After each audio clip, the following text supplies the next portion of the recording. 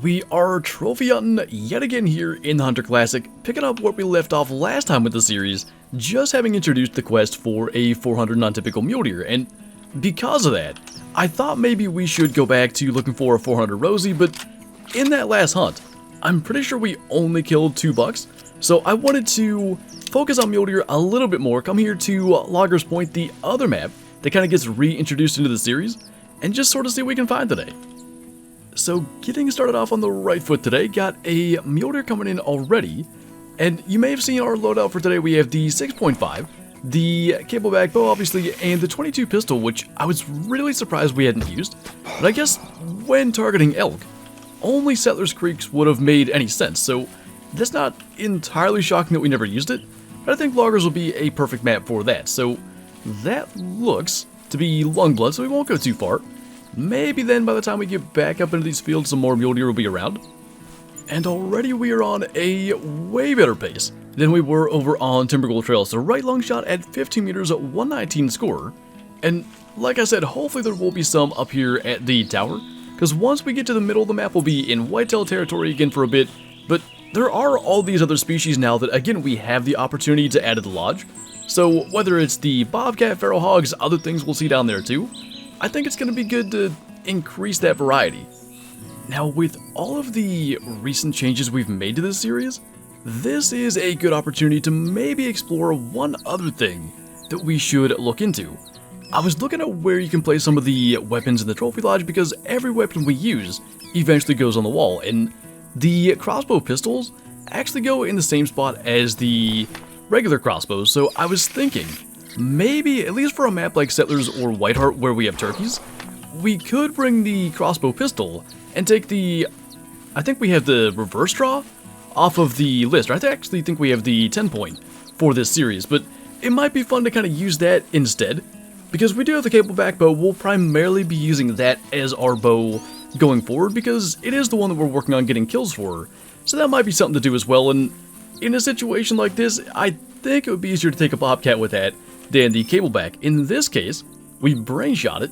Good estimates and stuff, but a pretty low score of 8.5, though 100 CSS is never a bad thing. Well, the good news is, already as we start to head south, we have another mule deer buck coming in, but it looks like yet again, it is just a solo, so I think we can go ahead and go with the 6.5 Panther here. While he's kind of up, sort of level with us, I think a heart shot is most likely now. That said, ended up not getting that.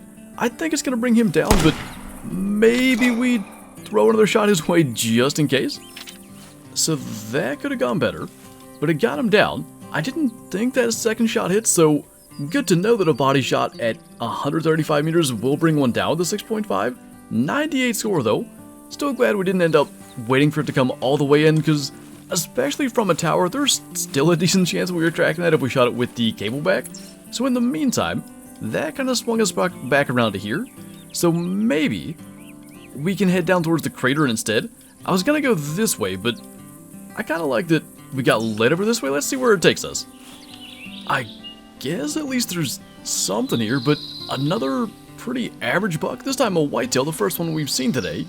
And maybe we can do a slightly better job of shooting with the 6.5. Broadside or even quartering is probably a better angle, so that's going to be a little bit better.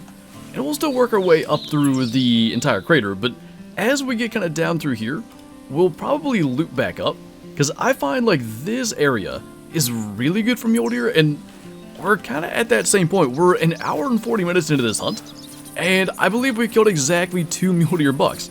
Much like last time over on Timbergold Trails, the difference is we don't have like a 26 plus scoring grizzly bear to add to our trophy lodge. Nothing really has been all that special thus far, but we did hard shot that one, 117 score and 58 CSS, so we'll just kind of start to move up through here, and when we get about to the campsite, we'll loop back north. I cannot believe that there's a piebald whitetail coming in. I almost ignored it, because we just shot that other buck, and I was going to be perfectly content to ignore other whitetail and go and look for a mule deer, but he was like sneaking in behind this brush. I didn't even see him. And now, of course, we have to try to take him with the cableback bow, but man, we're just reaching like 2 hours and finally something decent, and it is well beyond decent. That, I think, is going to be a long shot. Kind of stuck that right in front of the shoulder blade. Looks to be pink blood, so hopefully he'll kind of go down in the sunlight, because he's running into those trees. But is that our first rare male of this series? We had the non-typical whitetail. I was just thinking about the potential to call in one of those. And then I know we had a melanistic coyote that was a female. This might be our first rare male. We'll have to see when we go back. By the way, as we kind of struggle to figure out where he went, it looks like he was just living in this area the entire hunt. So we even lucked out in that aspect that he hadn't just moved somewhere completely different by the time we got here, because there's just tracks absolutely everywhere.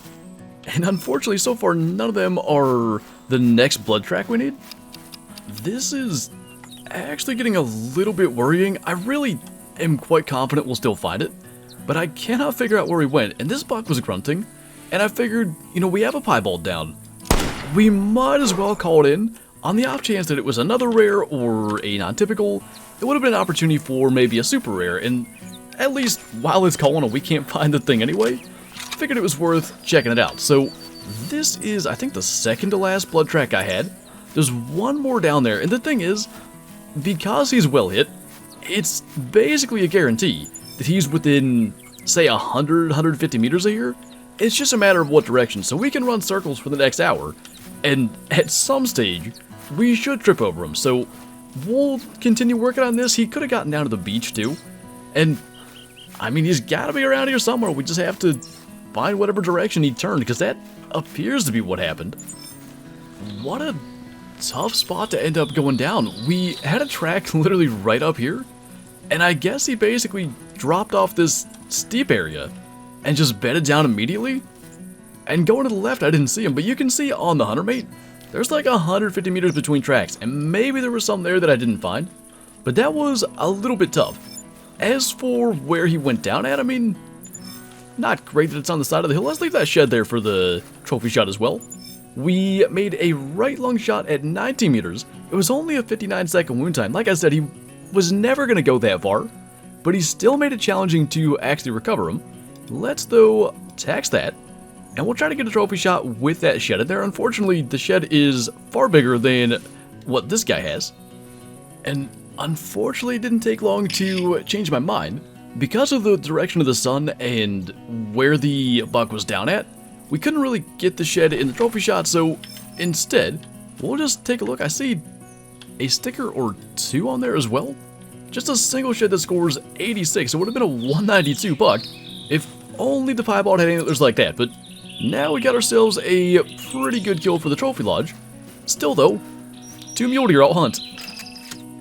That is potentially a really big coyote, and I should have not gone to the cable back. Okay. It's gonna die. 54 to 60. There was another one. It was like the new reddish fur type, and it was somewhere over to the right, but I guess there was an entire pack down there. I don't know why my reaction was to grab the cable back. Maybe because it was so close, but that's a 10 or 15 minute wound time easy. We'll just kind of mark this and come back, but maybe we're gonna have 2 lodge editions. I don't even know what we have on like the medium-sized platforms. I know the Malek coyote. I can't remember what the others are, but we might be replacing something. And I ended up deciding that because we're getting close to the end of this hunt, we might as well just fast travel and see if we can maybe get 1 or 2 more things. And talk about complete opposite ends of the score spectrum. We have a male coyote now 37 to 43. That was what called when we fast traveled, so we'll take that with the gun so we don't have to do some extra tracking. And I'd like to find like a pheasant or some rabbits, something to actually use the 22 grasshopper on. I was thinking though, I want to say it was on this series, we shot a like 28 plus pheasant, and I think that was with the 22 pistol, so maybe we actually did use it before, or maybe it's already in the lodge, and I guess we'll have to wait and see on that. I would say this will work well enough at least. Got a couple of pheasants down here, including a hen that's just taken off, but we'll probably try to get the rooster, and frankly, we may just shoot it on the ground. Unless it's a really good scoring one, which, up to 23, it most certainly is not. I did actually look though, you can go to the game manager and see what you've got in your trophy lodge. We do not have the 22 handgun in there, so either I'm misremembering or we just forgot to place it there. Definitely should not have had that one get away, but it wasn't really big enough to pursue. And there was another that just called. We still have probably a couple minutes before it's worth going back and tracking down that coyote. And it's really looking like we're going to end up in this same situation again, where we don't kill any mule deer, but a piebald buck and potentially a really high-scoring coyote. Can't complain about that, even if we're not getting the exact thing we're targeting. That buck is insanely similar to the one that we shot to start the hunt. I was hoping maybe it would be a group, but yet again, one solo buck coming in, and we are just going to stick with the 6.5 by now, just to try to avoid having to track anymore. But he's got that same uneven rack. Interesting, that's kind of been the way this has gone, but again, considering the quality of some of the other species we've had, definitely no complaints as far as the amount of mule deer. At some stage, we're bound to get like a 200 plus for the lodge, but for now, just some average 120-ish scoring bucks. And that right there is the advantage of just walking away after a marginal hit. The initial shot is somewhere right down here. I can't even find the right track, but he's laying right down there and we don't even need to track him. But for what will definitely be our last kill of the hunt, I do have to say, it looks like a decent sized coyote. Let's see. A weight of 26.4 kilo and a 58 score. I don't know for certain if that's our personal best, but it's up there. That's 100% going to make the lodge. So, reintroducing Logger's Point to the Let's Go Trophy Hunting series, specifically for the quest for 400 non-tip, we still didn't kill a mule deer buck above like 126, I think. And yet, two really nice trophies from this map. And while it's maybe not our best trophy shot, I think that'll work well enough. And of course, we do get to put them in the lodge. So I don't know for sure how long our fast travel timer is, because we did jump up there. We have 2 minutes. So unless we somehow stumble into something, we'll be jumping back and taking a look at the new additions. So probably to no one's surprise, no extra bonus kills at the end of the hunt, but pretty cool to see this back wall coming together with our piebald buck. That was the last of the unfilled small plaques, but realistically, other than the non-tip, which was 99 score, and that piebald, we have a 152, a 171, and a 177. So ideally by the end of the series, we can improve on all those, and maybe even the non-tip down there. But the medium platforms were the melanistic coyote I mentioned, a 9.2 bobcat from Ruger, which isn't bad, but then up here was a 54 scoring coyote, so 58 is a massive improvement, and pretty cool to have that now in the lodge. We're really getting somewhere. And of course, I think the piebald is still the highlight of the hunt, but really nice to get that. We do have that 28.8 pheasant. Maybe I just forgot to put the 22 in here afterwards, because I'm almost certain we shot out of the air with an odd gun, and the 22 pistol would seem to make the most sense. Regardless, everything is now in the lodge, and pretty cool. We've added timber gold, and we got a massive grizzly, and Logger's Point, and we'll get ourselves a huge coyote and a piebald buck. But anyway, that is going to do it for this video, so as always, thank you guys for watching, and I'll see you next time.